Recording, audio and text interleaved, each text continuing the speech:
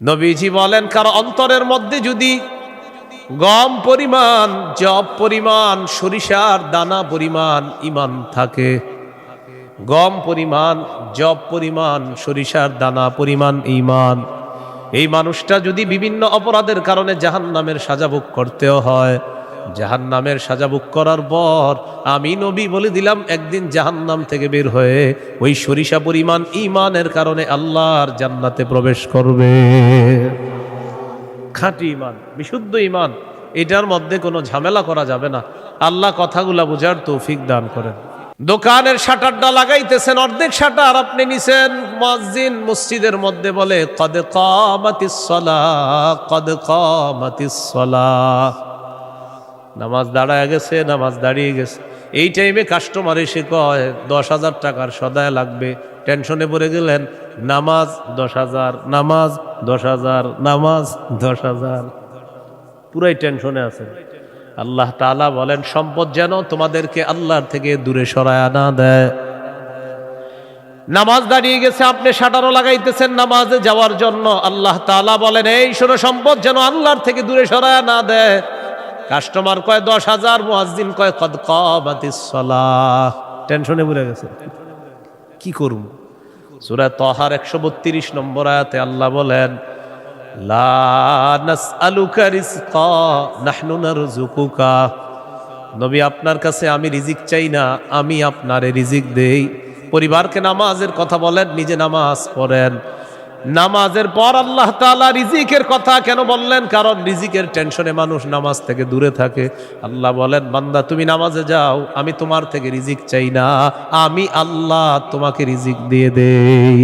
আল্লাহ তাআলা বলেন, ইন কানা আবাউকুম, যদি তোমাদের মা বাবা, ওয়া আবনাউকুম, যদি তোমাদের সন্তান, ওয়া ইখওয়ানুকুম, যদি তোমাদের ভাই বোন, ওয়া আজওয়াজুকুম, যদি তোমাদের বিবি, ওয়া আশিরাতুকুম, যদি তোমাদের পরিবার আত্মীয় স্বজন, ওয়া আমওয়ালুন ইখতারাফতুমুহা, যদি তোমাদের উপার্জিত সম্পদ, ওয়া তিজারাতুন তাখশাউনা কাসাদাহা, তোমাদের ব্যবসা, যেই ব্যবসায় লস হওয়ার টেনশনে থাকো, ওয়া মাসাকিনু তারদাউনাহা, যে বাসস্থান তোমরা অনেক ভালোবাসো, আহাব্বা ইলাইকুম মিনাল্লাহ ওয়া রাসূলিহি ওয়া জিহাদিন ফি সাবিলি, আল্লাহ তাআলা বলেন, এই 8টা জিনিস যদি আল্লাহ এবং তার রাসূল আর জিহাদের চাইতে তোমাদের কাছে বেশি প্রিয় হয়, ফাতারাব্বাসু, অপেক্ষা করো, হাত্তা ইয়াতি আল্লাহু বিআমরি, আল্লাহ তাআলা গজব নিয়ে আসার অপেক্ষা করো। বলি নাউজুবিল্লাহ। কি শিখলাম? এই 8 জিনিসের প্রতি আমাদের মহব্বত আছে বেশি। আল্লাহ বলেন, এইগুলা যদি আল্লাহর চেয়ে বেশি মহব্বতের হয়, নবীর চেয়ে বেশি মহব্বতের হয়, জিহাদের চেয়ে বেশি মহব্বতের হয়, তাহলে গজবের অপেক্ষা থাকো। তাহলে কি শিখলাম?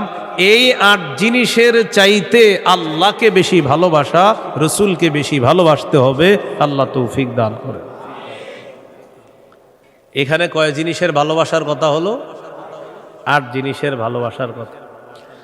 এবার আমার সাথে বলেন, সাধারণত মৌলিকভাবে 2টা জিনিস আমাদেরকে আল্লাহর থেকে দূরে রাখে। 1 সম্পদ, 2 সন্তান। এই 2টা মৌলিকভাবে আমাদেরকে খালি আল্লাহর থেকে গাফেল করে দেয়। সূরা মুনাফিকুনের 9 নম্বর আয়াতে আল্লাহ বলেন, ইয়া আইয়ুহাল্লাযীনা আমানু লা তুলহিকুম আমওয়ালুকুম ওয়ালা আওলাদুকুম আন যিকরিল্লাহ। আল্লাহ তাআলা বলেন, হে ঈমানদারগণ, লা তুলহিকুম আমওয়ালুকুম ওয়ালা আওলাদুকুম, তোমাদের সম্পদ, তোমাদের সন্তান তোমাদেরকে যেন গাফেল করে না দেয়, আন যিকরিল্লাহ, আল্লাহর স্মরণ থেকে যেন গাফেল করে না দেয়। আমি আপনাদের সামনে সূরাতুল বাকারার 256 নম্বর আয়াতে কারিমা থেকে কয়েকটি আয়াত তেলাওয়াত করলাম। 256 নম্বর আয়াতে আল্লাহ তাআলা দ্বীনের ব্যাপারে আমাদেরকে দিক নির্দেশনা দিয়েছেন। লা ইকরাহা ফিদ্দীন,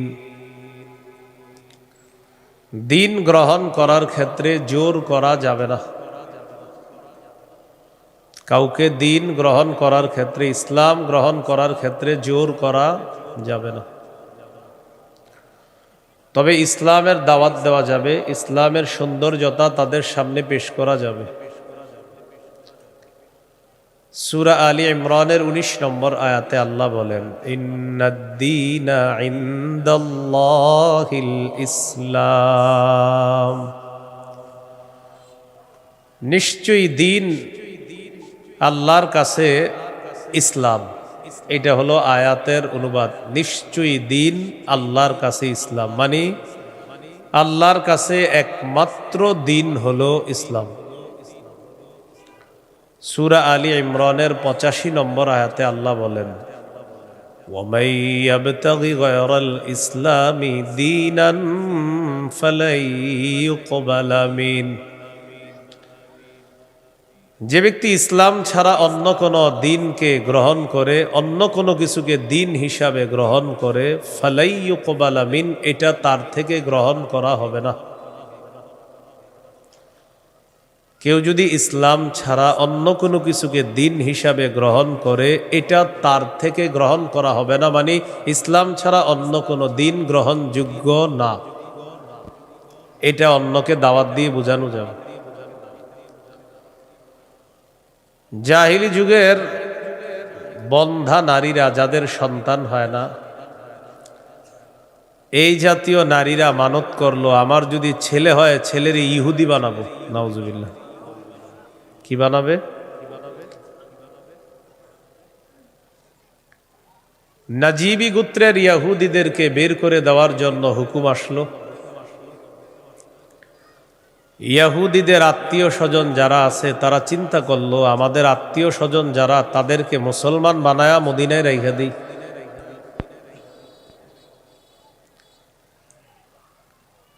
হুসাইন আল আনসার নামে নবীর একজন সাহাবী, তিনি রাসূল সাল্লাল্লাহু আলাইহি সাল্লামের কাছে গেলেন, গিয়ে বললেন, ইয়া রাসূলুল্লাহ,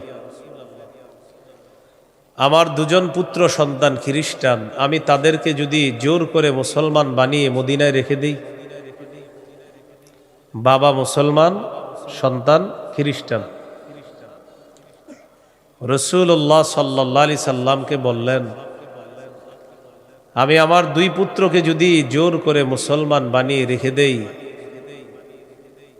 তখন আল্লাহ তাআলা সূরা বাকারার 256 নম্বর আয়াত নাজিল করলেন, লা ইকরাহা ফিদ্দীন, ইসলাম গ্রহণ করার ক্ষেত্রে জোর করা যাবে না। কদ তাবায়্যানার রুশদু মিনাল গাই, হেদায়েত স্পষ্ট হয়ে গিয়েছে গুমরাহি থেকে, পথভ্রষ্টতা থেকে। কোনটা হেদায়েত, কোনটা গুমরাহি, এটা মানুষের কাছে স্পষ্ট। এই কথা আল্লাহ কেন বললেন? হেদায়েত মানুষের সামনে এখন স্পষ্ট, এখন যদি মানুষ গ্রহণ না করে, এটা তার হতভাগা হওয়ার লক্ষণ। যদি সে গ্রহণ করে, এটা তার সৌভাগ্য, সে একজন সৌভাগ্যবান, সে সৌভাগ্যবান হওয়ার লক্ষণ হবে যদি হেদায়েত গ্রহণ করে। জোর করে বলা যাবে না তুমি মুসলমান হতেই হবে। ফামান ইয়াকফুর বিত-তাগুতি ওয়া ইউমিন বিল্লাহ ফাকাদ ইসতামসাকা বিল উরওয়াতিল ওয়াসকা লা ইনফিসামা লাহা। হেদায়েত স্পষ্ট হয়ে যাওয়ার পরেও যারা তাগুতকে অস্বীকার করবে, আল্লাহকে যারা বিশ্বাস করবে, হেদায়েত আর গুমরাহি দুইটা স্পষ্ট হয়ে যাওয়ার পর যারা তাগুতকে অস্বীকার করবে তথা পথভ্রষ্টতাকে বর্জন করবে, ওয়া ইউমিন বিল্লাহ, আর যারা আল্লাহকে বিশ্বাস করবে, ফাকাদ ইসতামসাকা বিল উরওয়াতিল ওয়াসকা, সে এমন এক মজবুত হাতলকে আঁকড়ে ধরলো, লা ইনফিসামা লাহা, যেই মজবুত হাতল কখনো ছুটে যাওয়ার সম্ভাবনা নাই, এমন এক মজবুত হাতল, যেই মজবুত হাতল তাকে জান্নাতে পৌঁছায় দেবে। এটা হলো তাওহীদ। বলেন এটা কি? তাওহীদ। তাগুত দ্বারা উদ্দেশ্য হলো যত সীমা লঙ্ঘনকারী আছে সবাই। আল্লাহ তাআলা বলেন ফামান ইয়াকফুর বিত-তাগুতি ওয়া ইউমিন বিল্লাহ, যারা তাগুতকে অস্বীকার করবে আর আল্লাহকে বিশ্বাস করবে, ফাকাদ ইসতামসাকা বিল উরওয়াতিল ওয়াসকা লা ইনফিসামা লাহা, তারা এমন এক মজবুত হাতল আঁকড়ে ধরলো যেটা ছুটে যাওয়ার সম্ভাবনা নাই, বিচ্ছিন্ন হওয়ার সম্ভাবনা নাই। এই মজবুত হাতলের নাম হলো তাওহীদ, আল্লাহর একত্ববাদ স্বীকার করা। তাওহীদের মৌলিক 4টি শর্ত। প্রিয় ভাইরা, কয় শর্ত? 1 নম্বর, আল্লাহ ছাড়া কোনো ইলাহ নাই এই বিশ্বাস নিয়ে মৃত্যুবরণ করা। 2 নম্বর, আল্লাহ ছাড়া কোনো ইলাহ নাই এই কথা মুখে বলবো, পাশাপাশি এই কথায় সামান্যতম সন্দেহ করা যাবে না। 3 নম্বর, আল্লাহ ছাড়া কোনো ইলাহ নাই মুখে বলার পাশাপাশি অন্তরে বিশ্বাস করা।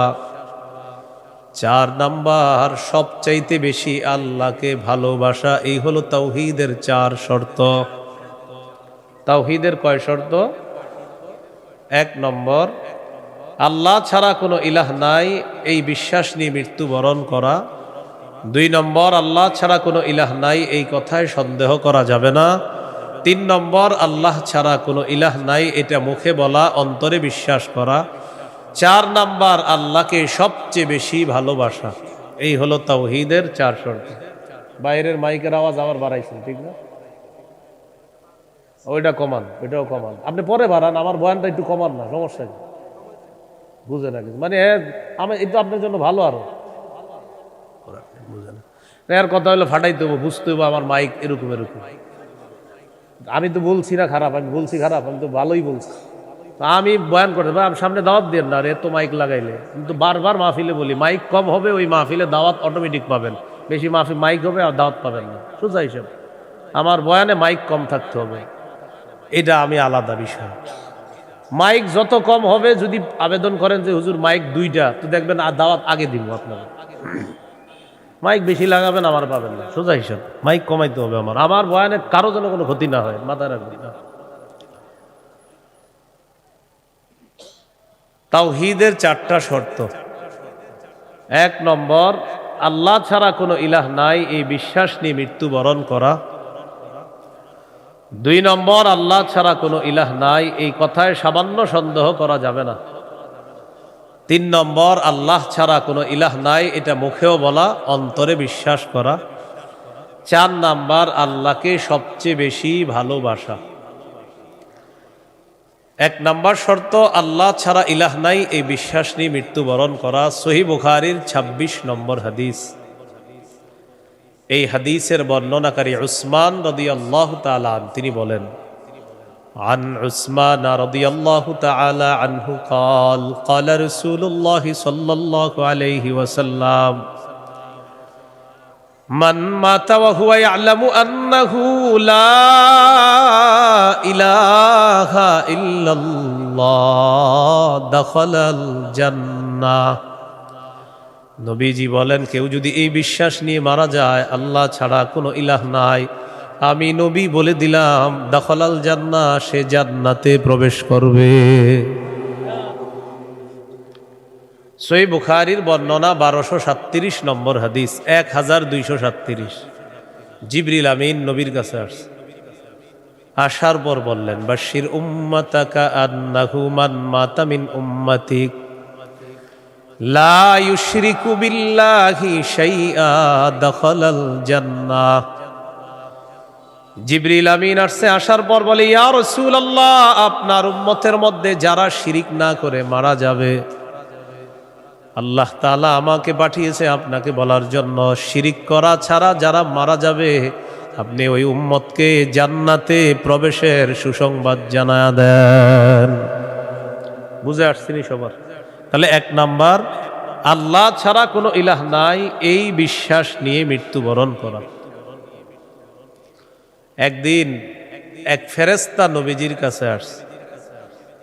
নবীজি সাল্লাল্লাহু আলাইহি সাল্লাম বলেন, আতানি আতিম মির রাব্বি ফাখায়্যারানি বাইনা আন ইউদখিলা নিসফা উম্মতি আল জান্নাহ ওয়া বাইনা আশ-শাফাআহ। নবী বলেন, একজন ফেরেশতা আমার কাছে আসছে, আসার পর আমাকে দুটি বিষয়ের স্বাধীনতা দিয়েছে যে কোনো একটা গ্রহণ করার জন্য। ফেরেশতা আমাকে বলল, হাবিব, আপনি যদি চান আপনার অর্ধেক উম্মত আপনি জান্নাতে নিতে পারবেন, আর যদি চান আপনি সুপারিশ করতে পারবেন, তবে দুটি গ্রহণ করা আপনার জন্য। এই সুযোগ আপনি পাবেন না, যে কোনো একটি গ্রহণ করতে হবে। হয়তো অর্ধেক উম্মত জান্নাতে নিবেন, না হয় আপনি সুপারিশ গ্রহণ করবেন। আমাদের নবী বলেন, ইখতারতুশ শাফাআ, আমি সুপারিশ করাটাই আল্লাহর থেকে গ্রহণ করে নিলাম। বলেন তবে, বলেন সবাই বলেন তবে। এই সুপারিশ শুধু তারাই পাবে যারা শিরিক করবে না। নবীজি বলেন, ওয়াহিয়া লিমান লা ইউশরিকু বিল্লাহি শাইআ, আমার সুপারিশ শুধু তারাই পাবে যারা আল্লাহর সাথে শিরিক করবে না, তারাই শুধু আমার সুপারিশ পাবে, অন্যরা কিন্তু আমার সুপারিশ পাবে না। সহিহ বুখারীর বর্ণনা ৯৯ নম্বর হাদিসে আল্লাহর নবীর সাহাবী আবু হুরায়রা রাদিয়াল্লাহু তাআলা আন নবীকে প্রশ্ন করলেন, মান আসআদুন নাসি বিশাফাআতিকা ইয়াউমাল কিয়ামাতি ইয়া রাসূলুল্লাহ। হুজুর, কিয়ামতের ময়দানে আপনার সুপারিশের মাধ্যমে কোন ব্যক্তি সবচেয়ে সৌভাগ্যবান হবে আমাকে একটু বলেন। নবীজি বললেন, আবু হুরায়রা, আমি জানতাম তোমার আগে এই প্রশ্ন আমাকে কেউ করবে না। লিমা রাআইতু মিন হিরসিকা আলাল ইলম, ইলমের প্রতি তোমার যে আগ্রহ, বিদ্যার প্রতি তোমার যে আগ্রহ, আমি জানতাম তোমার আগে এই প্রশ্ন আমাকে কেউ করবে না, তুমি যেই প্রশ্নটা করছো। তো যেহেতু তুমি প্রশ্নটা করেই ফেলছো, উত্তরটা নাও। আসাদুন নাসি বিশাফাআতি ইয়াউমাল কিয়ামাতি মান ক্বালা লা ইলাহা ইল্লাল্লাহ খালিসাম মিন কিবালি নাফসি। কোন ব্যক্তি যদি দিল থেকে বলে লা ইলাহা ইল্লাল্লাহ, আর এই বিশ্বাস নিয়ে যদি মারা যায়, কিয়ামতের ময়দানে আমার সুপারিশের মাধ্যমে এই ব্যক্তি সবচাইতে সৌভাগ্যবান বান্দা হয়ে যাবে। কি শিখলাম বলেন? লা ইলাহা ইল্লাল্লাহ। তিরমিজির বর্ণনা ৩৫৯২ নম্বর হাদিস। ক্বালা রাসূলুল্লাহ সাল্লাল্লাহু আলাইহি ওয়াসাল্লাম, মা আবদুন ক্বালা লা ইলাহা ইল্লাল্লাহ মুখলিসান কাত্তু ইল্লা ফুতিহাত লাহু আবওয়াবুস সামাই হাত্তা তুফজিয়া ইলাল আরশ। নবীজি বলেন, কোন বান্দা যদি একবার ইখলাসের সাথে লা ইলাহা ইল্লাল্লাহ পাঠ করে, আল্লাহর আসমানের সবগুলা দরজা খুলে দেওয়া হয়, তার লা ইলাহা ইল্লাল্লাহ যেন আরশ পর্যন্ত পৌঁছে যায়। তাওহীদের কয় শর্ত ভুলে গেছে? কয় শর্ত? ১ নম্বর, আল্লাহ ছাড়া ইলাহ নাই, এই বিশ্বাস নিয়ে মরতে হবে। ২ নম্বর, আল্লাহ ছাড়া কোনো ইলাহ নাই, এই কথায় সামান্য সন্দেহ করা যাবে না। সূরা হুজুরাতের ১৫ নম্বর আয়াতে আল্লাহ বলেন, ইন্নামাল মুমিনুনা আল্লাযীনা আমানু বিল্লাহি ওয়া রাসূলিহি সুম্মা লাম ইয়ারতাবু ওয়া জাহাদু বিআমওয়ালিহিম ওয়া আনফুসিহিম ফী সাবিলিল্লাহ উলাইকা হুমুস সাদিকুন। আল্লাহ তাআলা বলেন, প্রকৃত ঈমানদার হলো তারা যারা আল্লাহকে বিশ্বাস করে, রাসূলকে বিশ্বাস করে, সামান্য সন্দেহ করে না। ওয়া জাহাদু বিআমওয়ালিহিম ওয়া আনফুসিহিম ফী সাবিলিল্লাহ, যারা নিজেদের জানমাল নিয়ে আল্লাহর রাস্তায় লড়াই করে। আল্লাহ বলেন, উলাইকা হুমুস সাদিকুন, আমি আল্লাহ তাদেরকে কোরআনে খাঁটি সত্যবাদী বলে ঘোষণা করলাম। এরা খাঁটি সত্যবাদী, আল্লাহকে বিশ্বাস করে, রাসূলকে বিশ্বাস করে, একটু সন্দেহ করে না। ৩ নম্বর শর্ত, লা ইলাহা ইল্লাল্লাহ, আমি মুখে উচ্চারণ করলাম আল্লাহ ছাড়া কোনো ইলাহ নাই, অন্তরেও বিশ্বাস করা। মুখে বললাম আল্লাহ ছাড়া কোনো ইলাহ নাই, অন্তরে যদি ঝামেলা থাকে এটা হবে মুনাফিক মার্কা শয়তান। নেফাকি হবে। এটা কি হবে বলেন তো, সবাই বলেন কি হবে? নেফাকি হবে। মুখে বলতে হবে, অন্তরেও স্বীকার করতে হবে। সূরাতুল ফাতহির 11 নম্বর আয়াতে আল্লাহ বলেন, ইয়াকুলুনা বিআলসিনাতিহিম মা লাইসা ফি কুলুবিহিম, তারা তাদের মুখ দিয়ে এমন কথা বলে যা তাদের অন্তরের কথা না। তাহলে বলেন তো তাওহীদের 3 নাম্বার শর্ত, মুখে বললাম একটা আর অন্তরে আরেকটা, শর্ত পূরণ হবে? মুখে যা বলবো অন্তরেও তা যদি হয়, এটা 3 নাম্বার শর্ত পূরণ হবে। অন্তরে যদি ঈমান সরিষার দানা পরিমাণও হয়, একদিন জান্নাতে যাবে। সহিহ বুখারীর 44 নম্বর হাদিস, ক্বালা রাসূলুল্লাহ সাল্লাল্লাহু আলাইহি ওয়াসাল্লাম, ইয়াখরুজু মিনান নার মান ক্বালা লা ইলাহা ইল্লাল্লাহ ওয়া ফি কলবিহি ওয়াজনু শাঈরাতিন মিন খায়র ওয়া ফি কলবিহি ওয়াজনু বুররাতিন মিন খায়র ওয়া ফি কলবিহি ওয়াজনু দাররাতিন মিন খায়র। নবীজি বলেন, কারো অন্তরের মধ্যে যদি গম পরিমাণ, জব পরিমাণ, সরিষার দানা পরিমাণ ঈমান থাকে, গম পরিমাণ, জব পরিমাণ, সরিষার দানা পরিমাণ ঈমান, এই মানুষটা যদি বিভিন্ন অপরাধের কারণে জাহান্নামের সাজা ভোগ করতেও হয়, জাহান্নামের সাজা ভোগ করার পর আমি নবী বলে দিলাম, একদিন জাহান্নাম থেকে বের হয়ে ওই সরিষা পরিমাণ ঈমানের কারণে আল্লাহর জান্নাতে প্রবেশ করবে। খাঁটি ঈমান, বিশুদ্ধ ঈমান, এটার মধ্যে কোনো ঝামেলা করা যাবে না। আল্লাহ কথাগুলা বুঝার তৌফিক দান করেন। 4 নাম্বার শর্ত, সবচেয়ে বেশি আল্লাহকে ভালোবাসা। বলেন কাকে ভালোবাসা? সবাই আমার সাথে বলেন, সাধারণত বলেন। আমরা 8টি জিনিসকে বেশি ভালোবাসি। 8 জিনিসের প্রতি আমাদের মহাব্বত খুব বেশি। এই 8 জিনিসের চাইতেও আল্লাহকে, রসুলকে বেশি ভালোবাসতে হবে। কয় জিনিসের প্রতি টান আছে বেশি? 8 জিনিসের কথা আল্লাহ বলছে সূরা তাওবা 24 নম্বর আয়াত। আমি প্রথম আয়াতটা পড়ি, এরপর অনুবাদ করব, আমরা সবাই গণব।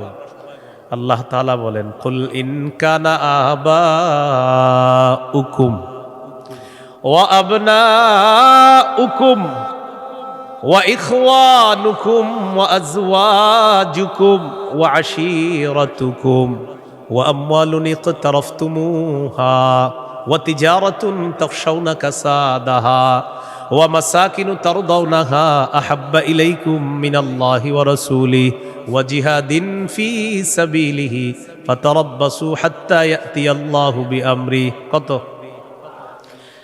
আল্লাহ তাআলা বলেন, ইন কানা আবাউকুম, যদি তোমাদের মা বাবা, ওয়া আবনাউকুম, যদি তোমাদের সন্তান, ওয়া ইখওয়ানুকুম, যদি তোমাদের ভাই বোন, ওয়া আজওয়াজুকুম, যদি তোমাদের বিবি, ওয়া আশীরাতুকুম, যদি তোমাদের পরিবার আত্মীয় স্বজন, ওয়া আমওয়ালুন ইখতারাফতুমুহা, যদি তোমাদের উপার্জিত সম্পদ, ওয়া তিজারাতুন তাখশাউনা কাসাদাহা, তোমাদের ব্যবসা, যেই ব্যবসায় লস হওয়ার টেনশনে থাকো, ওয়া মাসাকিনু তারদাউনাহা, যে বাসস্থান তোমরা অনেক ভালোবাসো, আহাব্বা ইলাইকুম মিনাল্লাহ ওয়া রাসূলিহি ওয়া জিহাদিন ফি সাবিলি।